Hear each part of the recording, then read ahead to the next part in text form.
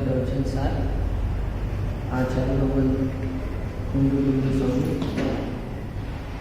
शुद्धोपयोग का फल निर्माण और निर्माण में जो सुख मिलता है वो कैसा है, इस बारे में अपने बता रहे थे।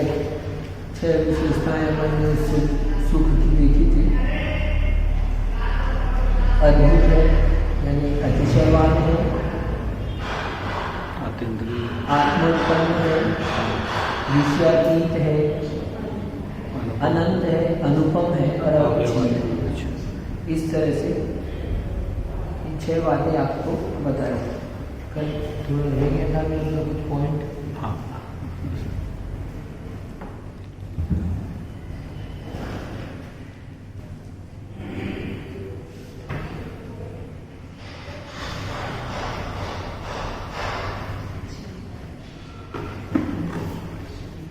कल अपन ने देखा था प्रभु के आनंद का उदाहरण संसार में नहीं मिलता है, अत्यंत विलक्षण होने से क्या है अनुपम। इस तरह से अपन ने चर्चा की थी।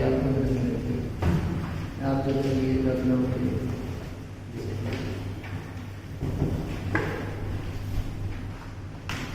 तो प्रभु के आनंद का उदाहरण संसार में नहीं मिलता,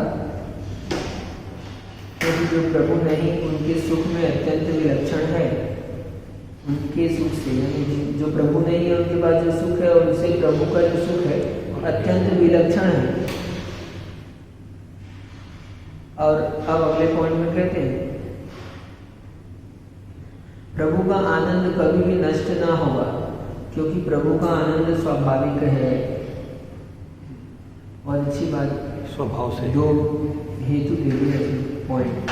अनंत है अपन तो कह रहे थे ये अनंत है, तो प्रभु का आनंद कभी नष्ट नहीं होगा। अनंत है, कब नष्ट होगा? कभी भी नष्ट नहीं होगा। क्यों नहीं होगा नष्ट? क्योंकि स्वभाव से, स्वभाव में ही है। स्वभाव का कभी नाश होता नहीं है। स्वभाव त्रैकालिक अपने पास स्वभाव है, तो उस स्वभाव से उत्पन्न हुआ है। स्वभाव स्वाभाविक होने के कारण से वो उसका अंत नहीं है, इसलिए अनंत है। वो किसी दूसरी स्वाभाविक नहीं होता तो उत्पन्न होता। सही बात, तो उत्पन्न होता खत्म भी होता, तो नष्ट होने का प्रश्न आ जाता। और स्वाभाविक होने से वो अनंत हो गया। तो जो स्वाभाविक तो गुण है, हाँ, तो गुण शुद्ध होते होते इस स्थिति मतलब पे पहुंच गया कि वो सुख हो गया या अवस्था में पहुंच गए गुण अपनी। वो वही नाम का भी जो गुण है वो भी पूर्ण, सुख नाम का गुण भी अपनी स्वाभाविक अवस्था में पहुंच गया। आत्मा जो स्वाभाविक अवस्था में पहुंच गया, भगवान की वास्तविक अवस्था स्वाभाविक स्वभाव में है, इसको वही स्वाभाविक अवस्था है। उससे विपरीत जितनी भी संसार की अवस्था है सब विभाविक है, जो इस कर्म के संयोग के कारण है, कर्म की निमित्त से, कर्म के सापेक्ष में है वो सारी अवस्था है। लेकिन जो प्रभुपन की अवस्था है वो किसी कर्म के सापेक्ष नहीं है, इसलिए स्वाभाविक अवस्था होने के कारण से उनके सारे गुण स्वाभाविक अवस्था को प्राप्त है। और सुख नाम का गुण की स्वाभाविक अवस्था को प्राप्त है, इसलिए भी वो अनंत है। उनको प्राप्त होने वाले गुण का कभी नाश नहीं होने वाला है। ठीक, और कहते हैं प्रभु का आनंद निरंतर ही बना रहता है, किसी भी समय कमी या बाधा नहीं आती, क्योंकि वह बाधा कुछ भी उपाधि नहीं है। किसी में बाधा डालने के लिए कुछ सामग्री चाहिए पड़ती है। स्वाभाविक सुख तो है मान लो, है ना, लेकिन आप लोगों ने प्रश्न नहीं किया। प्रश्न आपका होना चाहिए था, महाराज आप तो स्वाभाविक कह रहे और अभी आपने अभी 2 मिनट पहले स्वभाव त्रैकालिक भी कहा था। तो शुद्ध त्रैकालिक है तो अब ये स्वाभाविक है, तो हमको पहले भी होना चाहिए था। तो अशुद्ध रूप से है ना वो। तो वहां पर स्वाभाविक होने पर भी उसमें बाधा डालने वाले कारण का सद्भाव था। सही, बाधा क्या वहां पर बाधक कारणों का सद्भाव था। उन बाधक कारणों के सद्भाव के कारण से इस स्वाभाविक सुख का अभाव था। सही, यही चीज बाकी सब में भी लगेगी ना, जैसे आत्मा का भाई स्वभाव तो शुद्ध रूप में जाने का है, हाँ पर बाकी चीज बाधा डाल रहे हैं तो भी फंसे हुए हैं उसमें। हाँ, तो सभी गुणों के साथ भी, ज्ञान के साथ भी वही लगेगा फिर। पारिणामिक भाव बढ़ रहे हैं शुरू में। हाँ सभी के साथ नहीं, हाँ। जैसे निरपेक्ष सभी के साथ लगेगा, सभी गुणों के साथ में लगेगा। यानी कर्म जिन जिन गुणों को डालते हैं बाधा उनके कारण उनमें लगेगा, ठीक है। उन गुणों के कारण से, क्योंकि सभी गुण एक में के हैं, तो वो सब एक साथ इफेक्ट, एक साथ कार्य करते हैं, ठीक। यद्यपि सबका कार्य अलग अलग है, लेकिन कोई अलग अलग वस्तु नहीं है, एक में ही ये पूरी वस्तु कैसी है, वस्तु एक है। तो इसलिए ये अपने कल के प्रश्न का उत्तर भी है एक प्रकार से। तो प्रभु का आनंद निरंतर बना रहता है, निरंतर निरंतर निरंतर, उसमें कोई अंतर नहीं आता। अंतर से बिना बिना अंतर के निरंतर बना रहता है, उसमें किसी भी समय बाधा नहीं आती है, ठीक है। बाधा क्यों नहीं आती है? तो क्योंकि बाधक कुछ भी उपाधि नहीं है, कोई उपाधि नहीं है जो बाधक डाले, बाधा डाले, बाधक कारण का अभाव, ठीक। और आगे कहते हैं वीतराग व सर्वज्ञ होने से प्रभु का आनंद अपरिमित और है, अनंत है। और एक बात और, वीतराग और सर्वज्ञ होने से आनंद अपरिमित, क्योंकि आनंद जो है क्या, आनंद आनंद सुख अलग गुण है आत्मा का, लेकिन उस सुख गुण को जानने वाला कौन है? ज्ञान है सुख को जानने वाला। सुख अपने आप में जड़ है, सुख में चेतना नहीं है, ज्ञान होगा तभी सुख का अनुभव होगा। ज्ञान है, तो यहाँ पर सुख नहीं बढ़ा एक प्रकार से, सुख बढ़ भी जाए मान लो, लेकिन ज्ञान यदि कम है तो आप सुख का भी कम कर सकते हैं, सही बात है, ठीक है। तो ये जो उनका सुख अनंत है, तो उस अनंत के साथ में सहकारी में क्या अनंत ज्ञान, क्यों होता है? तो उनकी सर्वज्ञपना उनका जो है ना, अनंत ज्ञान है, इसलिए वो अनंत सुख को जान पा रहे। यदि अनंत ज्ञान नहीं होता सुख तो सुख अनंत बना रहे, लेकिन पता नहीं है, नहीं जान सकते। सीमा से अधिक, अनलिमिटेड, अनंत, बाउंडलेस, इस रूप में बाउंडलेस बोल दिए इन्होंने। और बताया विशेष रूप से कि उस अनंत पने में वीतराग और सर्वज्ञ होने से क्या प्रभु का आनंद अपरिमित अनंत है। अनंत मतलब तो टाइम के हिसाब से, टाइम से भी मान लो, पर अपरिमित मतलब लो, बाउंडेशन के हिसाब से हो जाए, दोनों भी तरह से मान लो। दोनों अनंत definition। तो आप काल की अपेक्षा से भी मान लो, क्योंकि कब तक रह चलेगा आनंद, और अपरिमित बोलने से माप नहीं है, ऐसे अनंत है, ऐसे भी।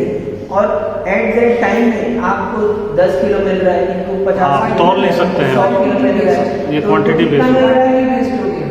तो उनको अनंत क्वांटिटी मिलेगा। तो दोनों भी तरह से मानो, तो वो पहले आनंद लगाया तो काल में काल के लिए बताया, अभी बताया तो क्वांटिटी में उसके लगाया। लिए बताया। तो ये वीतराग और सर्वज्ञ होने से, वीतराग होने से और सर्वज्ञ होने से उनका आनंद, आनंद आह्लाद, उनका सुख वो अनंत है। वीतरागता की, वीतरागता नहीं होती तो सर्वज्ञपना नहीं हो पाता था। तो वीतराग और सर्वज्ञ होने से ये वीतराग और सर्वज्ञ होने से प्रभु का आनंद क्या है? अपरिमित है, अनंत है। फिर आगे कहते हैं परम सहज आनंद शुद्धोपयोग से ही प्राप्त होता है। सहज ज्ञान, सहज आनंद है, परम आनंद है, इसकी प्राप्ति का उपाय क्या है? तो एकमात्र शुद्धोपयोग है। क्यों? क्योंकि हमने कहा कि शुद्धोपयोग के फल की चर्चा है, फल की क्वालिटी बता रहे हैं। तो ये इसका कारण क्या है? तो अपन पीछे चल के देखो तो वो शुद्धोपयोग ही कारण है। शुद्धोपयोग के अलावा अन्य किसी उपयोग से इस फल की प्राप्ति नहीं हो सकती, 3 काल में भी नहीं हो सकती। ये मूल चीजें हैं। इसलिए परम सहज आनंद शुद्धोपयोग से ही प्राप्त होता है और दूसरे किसी उपयोग से प्राप्त नहीं होता, ठीक। और शुद्धोपयोग ही सर्वथा उपादेय है। इसलिए एकमात्र हमारे लिए शुद्धोपयोग ही सर्वथा उपादेय है। लक्ष्य वही हो। शुद्धोपयोग क्या है? प्रैक्टिकल बेस में अभी करंट टाइम में क्या शुद्ध उपयोग है? तब तो पंचम काल में अपने में मुनियों में क्या शुद्ध उपयोग है? यानी शुद्ध उपयोग की अनुभूति क्या रही?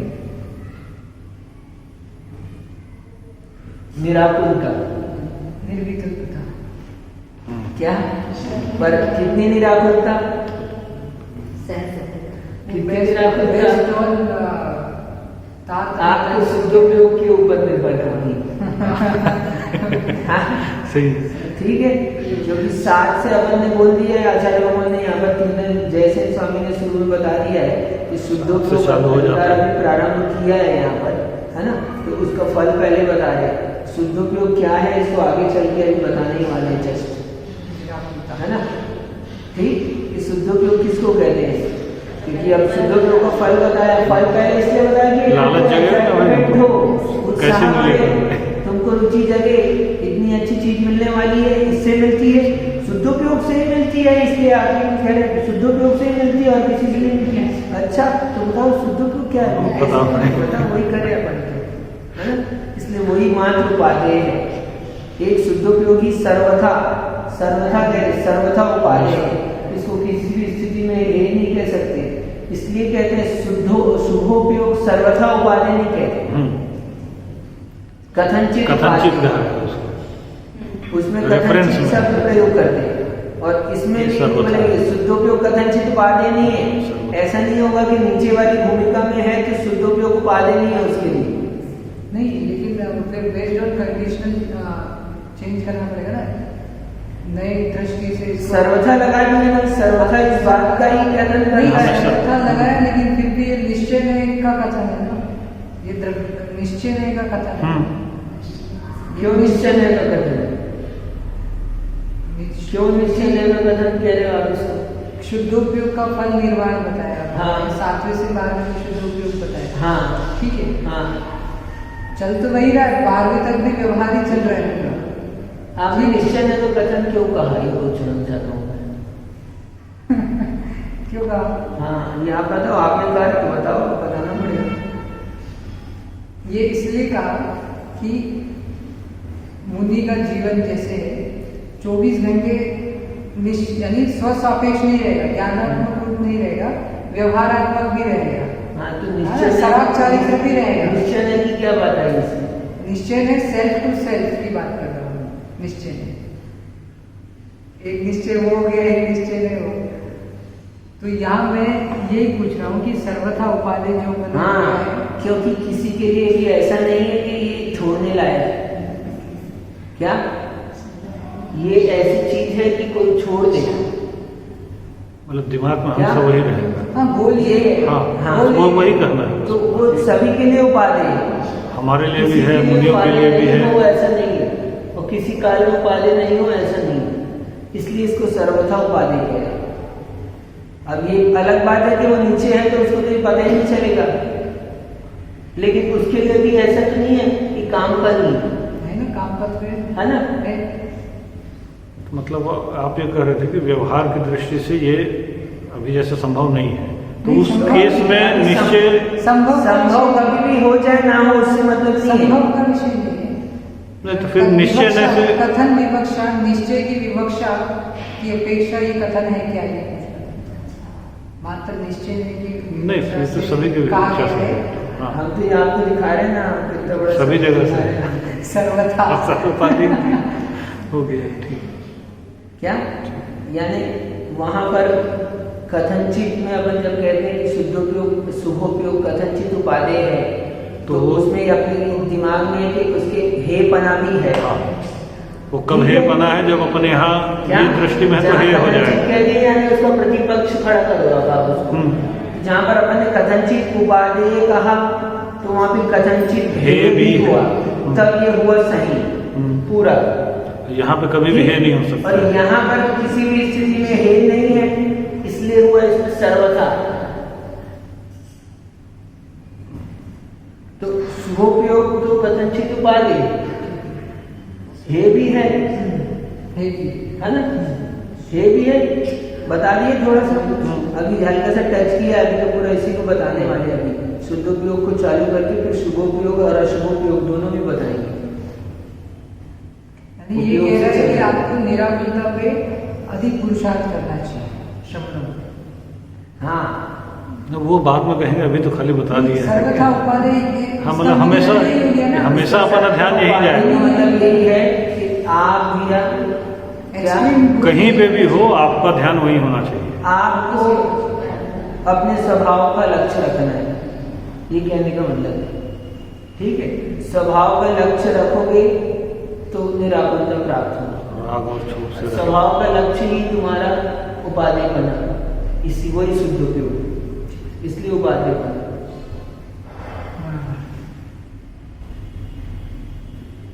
ठीक, तो ये बात हुई 13 नंबर की गाथा में शुद्धोपयोग के फल बताए, तो 6 चीजें बताई। फल को अपन ने अच्छे से समझ लिया, देख लिया। इसमें 3 सिद्धांत निकल कर, एक सिद्धांत निकल कर आया। सिद्धांत ये निकल कर आया कि अविकार स्वभाव सहज सिद्ध चैतन्य स्वरूप की अभेद आराधना से आत्मीय परम सहज आनंद प्रकट होता है। ठीक, यानी सिद्धांत क्या निकल कर आया कि आत्मा की आराधना से ही, सही बात। क्या सिद्धांत तो और तभी कौन सी पहुंचेगा। आत्मा की आराधना से? तो अविकारी सहज सिद्ध चैतन्य स्वरूप। और कैसी आराधना से? तो अभेद आराधना से। संपूर्ण रूप ठीक? से एक्सटर्नल कोई ऑब्जेक्ट नहीं रहेगा वहां। सही। अभेद आराधना से आत्मीय परम सहज आनंद प्रकट होता है। तो हम जो कैसे, हाँ, हाँ, और अब उसमें आपका कॉन्सेंट्रेशन या उसमें आपका डीप कितना जा रहा है, तो जितना जाएगी उतना उतना निराकुलता रहेगा।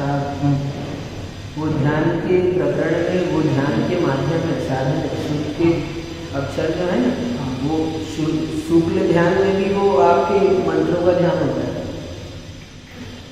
ऐसा नहीं कि मंत्रों का ध्यान नहीं होता, क्योंकि अपन ने वहाँ पर व्यंजन संक्रांति बनाई है। तो जो व्यंजन है वो क्या है? तो वो व्यंजन वही है। योग संक्रांति, व्यंजन संक्रांति ठीक है, शुक्ल ध्यान। शुक्ल यानी केवल आत्मा के आनंद की, आत्मा के वही आत्मा उसको जो है नहीं, ज्ञान है ना, आत्मा में ज्ञान है ना, ज्ञान में वो मंत्र आदि है। ठीक है, कि भूतगल का चिंतन भी कर सकते इसलिए हैं। वहाँ पर क्या दिया है? वहाँ आप पढ़ोगे तो बताएगा ना, पढ़ती छुपड़ ऐसा दिया ध्यान। ठीक है, और 4 पड़स पिंडस रूपस रूपाती ध्यान दिया। तो वो सारे के सारे मोक्ष के साधन है कि संसार के मोक्ष छूटने के साथ। तो वो मंत्र की आराधना, यानी मंत्र का ध्यान। अविकारी,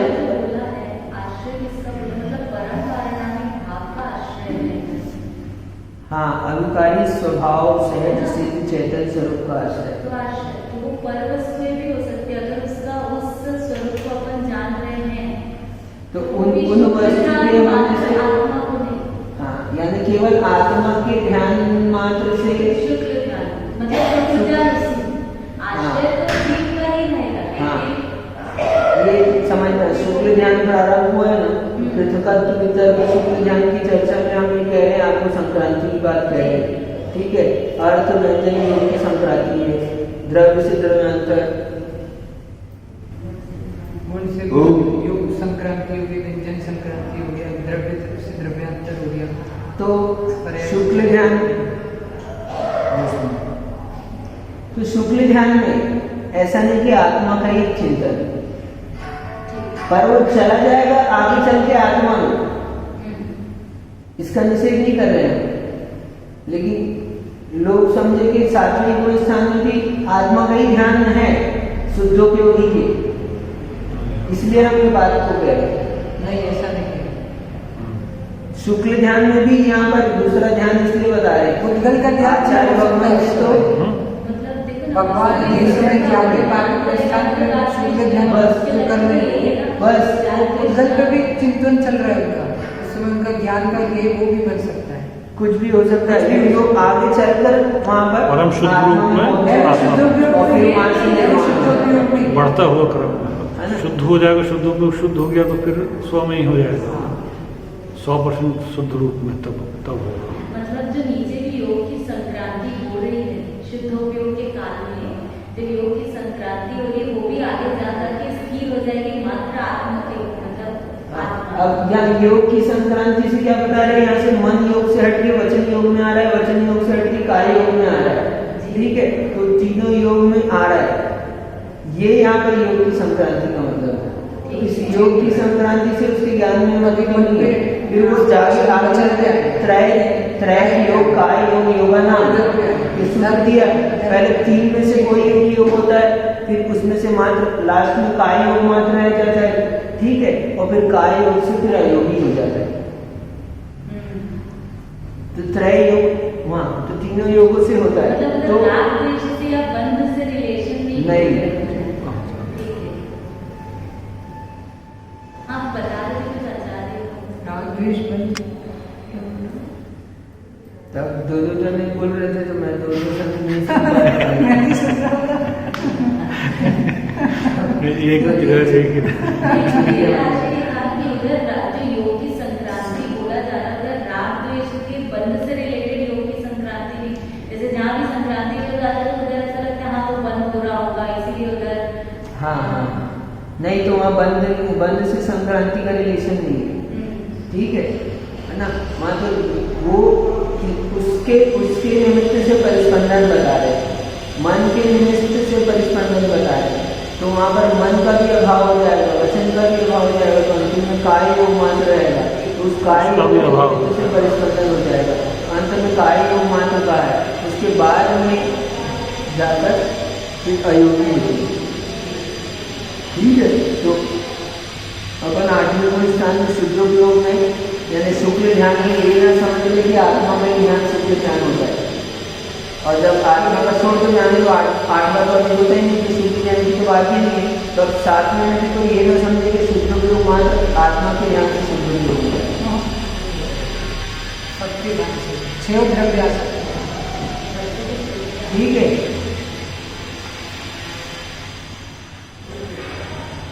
तो मूल क्या? तो अविकारी स्वभाव सहज चैतन्य स्वरूप की अभेद आराधना से आत्मीय परम सहज आनंद प्रकट होता है। अभेद आराधना से यहाँ चैतन्य स्वरूप की अभेद आराधना लिखा है, ठीक है? हाँ, तो यानी दोनों विषय लेना है इसमें, वही द्रव्य बताया वैसे इसमें नहीं लेना। ये सिद्धांत बता रहे हैं आपको पूर्ण शुद्ध पूर्ण निर्वाण अवस्था की प्राप्ति के पूर्व का, इससे प्राप्त होता है 13-14 निर्माण के पूर्व, यानी कि 13-14 को अपन सिद्ध अरिहंत सिद्ध अवस्था को कहा ना, अरिहंत सिद्ध अवस्था की पूर्व भूमिका में ये है। अरिहंत सिद्ध अवस्था की पूर्व भूमिका में सहज चैतन्य स्वरूप की अभेद आराधना है, क्योंकि उस अभेद आराधना का फल ही तो बता रहे हैं ना, फल बता रहे तो कारण क्या है उसका? तो कारण अभेद आराधना है, किसकी? तो निज स्वरूप चैतन्य शुद्ध स्वभाव की अभेद आराधना है, ये आराधना। अब इसमें दृष्टि दी है शुद्ध भाव में पीछा द्रव्यार्थिक ने शुद्ध निश्चय ने आदि, ठीक? तो इस तरह से अपन ने यहाँ पर 13वीं गाथा में शुद्धोपयोग के फल के संबंध में विचार किया। आगे 14वीं गाथा कहते हैं, बहुत अच्छी गाथा है, विशेष रूप से स्मरण करने योग्य, पढ़ने योग्य है।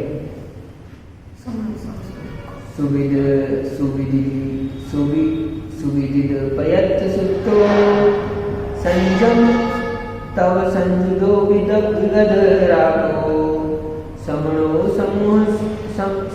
समसुह दुखो भणियो शुद्धो होती। भयत सुष्टो संजम तव संजुदो विगत रागो समणो समसुह दुखो भणियो शुद्धो होती। अब यहाँ पर कहते हैं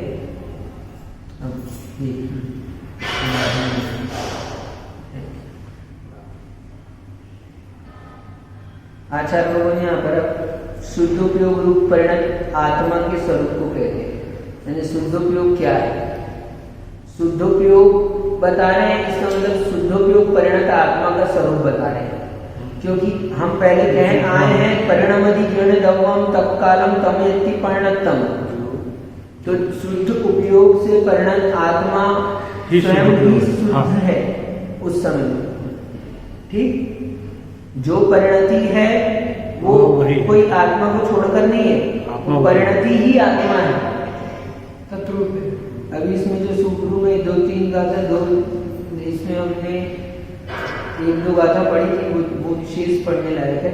वस्तु कैसी है वो बताया था।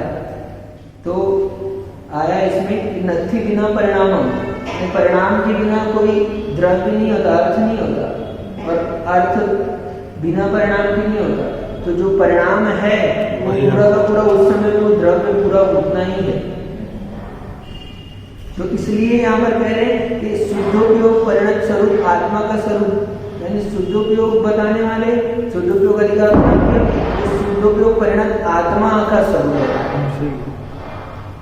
आत्मा का स्वरूप है वो शुद्धोपयोग से परिणत है।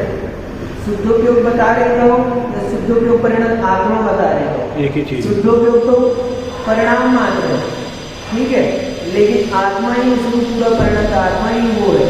इसलिए शुद्धोपयोग परिणत आत्मा के स्वरूप को कहते हैं। अब आत्मा बता रहे हैं आपको, वो आत्मा कैसी है, यानी शुद्धोपयोग क्या है, शुद्धोपयोग परिणत आत्मा कैसी है समझने से अपने को शुद्धोपयोग पता चलता है। तो कहा सबसे पहले सुविदित पयत्त शुद्धो, पहली बात सबसे पहले क्या, सुविदित पयत्त शुद्धो, सुन लो समझ, भली भांति जान लिया है। सुविदित अच्छी तरह से जान लिया, किसको? पदार्थ और सूत्रों। पहली बात क्या है, निज शुद्ध आत्मा आदि स्व पर पदार्थों को, पदार्थ को, क्योंकि पदार्थ जब तक नहीं जानोगे तब तक काम नहीं बनेगा। पदार्थ को जानना जरूरी है। क्या है पदार्थ? तो अपन ने देख चुके हैं, सतरूप है, उत्पाद है, द्रव्य से युक्त है, तन्मय है, सामान्य विशेषात्मक है और परिणति को प्राप्त है, और परिणाम ही पदार्थ है। तो पदार्थ को जिसको पदार्थ ही नहीं समझ में आया उसके तो काम खत्म। सबसे पहली बात है पदार्थ समझना, तो इसलिए सबसे पहले वहां शुरू में थोड़ा सा पदार्थ समझाइए आप। शुद्धोपयोग अधिकार चालू करना था, तो अधिकार का बेस क्या है, तो इसलिए वहां पर पहले पदार्थ की 2 गाथाएं बताई। चारित्रम खल ब्रह्मों के बाद से उन्होंने इसलिए बताया कि उसको जाने बिना काम नहीं चलेगा, जबकि ये ज्ञान अधिकार चल रहा है और पदार्थ को ये अधिकार में आना है, यदि बताना है तो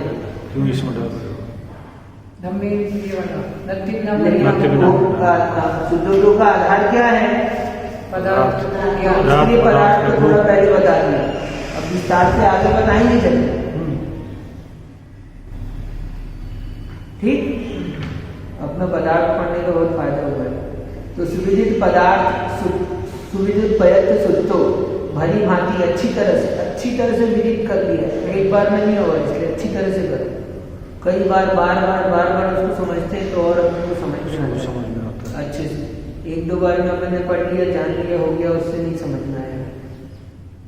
लगातार कितने साल से इसको पढ़ते पढ़ते अब वस्तु कैसी वस्तु, अभी वस्तु के संबंध में अपने को शंका है तो पहले वस्तु को पढ़ो। बस वस्तु को जानना जरूरी, वस्तु को नहीं जाना इसलिए कुछ नहीं जाना। कितना भी धर्म ज्ञान कर लो, वस्तु नहीं पता तो आपका धर्म सारा क्या है ये ऊंची क्लास से समझ के सुन लेना, है ना। वस्तु को नहीं जाना तो आपका वो धर्म कल्याणकारी नहीं है। तो इसलिए वस्तु को जानो, होता है उससे भी कल्याण, वस्तु को जानने तक पहुंचाए। तो सुविदित पयत्त शुद्धो, भली भांति जान लिया है, पदार्थ को जान लिया। तो पदार्थ में क्या जानना है अपने को? स्व पदार्थ और पर पदार्थ। स्व को जान लिया तो सारे के सारे पदार्थ एक जैसे ही है, कोई अंतर नहीं है। इसलिए स्व पदार्थ को जान लिया ना तो सभी पदार्थ वैसे ही है। स्व जानने में आ गया तो पर तो जान ही लिया। जब पर पदार्थ को जान लो अच्छे से तो स्व जान लेगी। तो स्व पर पदार्थ को अच्छी तरह, और किसको जान लिया, मान पदार्थ को जान लिया तो भी काम नहीं बनेगा। पदार्थ के साथ सूत्रों को, सूत्र से क्या मतलब है यहाँ पर, सूत्र से मतलब है आगम, श्रुत को, जो भगवान की वाणी है वो सूत्र है, तो उसको भी जानना जरूरी है। पदार्थ मात्र को कह देते, सूत्र को कहने की क्या जरूरत है? क्या फायदा होगा, पता ही नहीं चलेगा। पहले सूत्र बोला था, फिर पदार्थ बोला था। हाँ, अच्छा प्रश्न है, बिना सूत्र के पदार्थ को कैसे जानेंगे?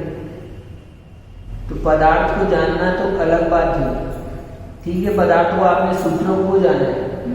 पदार्थ को जानना और पदार्थ को जाने बिना सूत्र समझ नहीं आएगा ना। देखिए, जो पदार्थ को जानना सूत्र को जानना नहीं है। सूत्र भले ही इस पदार्थ को जानने में माध्यम बने हैं, लेकिन सूत्र को भी जानना है। क्यों जानना है सूत्र को? पदार्थ समझ नहीं आएगा। पदार्थ को तो जानना है। पदार्थ को जाने के तो आप सही जानना है कि नहीं तो हम शुद्ध उसमें, अब जैसे पदार्थ को अपन जान लिए, अपन को पता है हमारे में क्या है, कितने गुण है, कहाँ है, किस स्थिति में, तो भाई वो सुधरेंगे कैसे? बस सूत्र वहीं तो बात आएंगे। क्या है, सूत्रों को जानने के लिए यहाँ पर यानी आचरण सूत्र आ जाएंगे सब। पदार्थ को तो जान लिया, अब आपने वस्तु जान ली ऐसी है, अब वस्तु को जान लिया तो अब करे क्या? बात खत्म हो गई, वस्तु को जानने से खत्म हो गई क्या बात? असली चीज को सुधार लाना है। नहीं आया पकड़ में, मतलब आचरण स्वरूप आप बोल रहे हैं। यानी सूत्र आप उसमें वस्तु में पहुंचोगे कैसे, प्राप्ति कैसे होगी तुमको? मतलब वस्तु को मात्र जान लिया, वस्तु को जानना समझ में आ रहा है कि नहीं आ रहा? बोलो सही समझ में आ रहा है? क्या?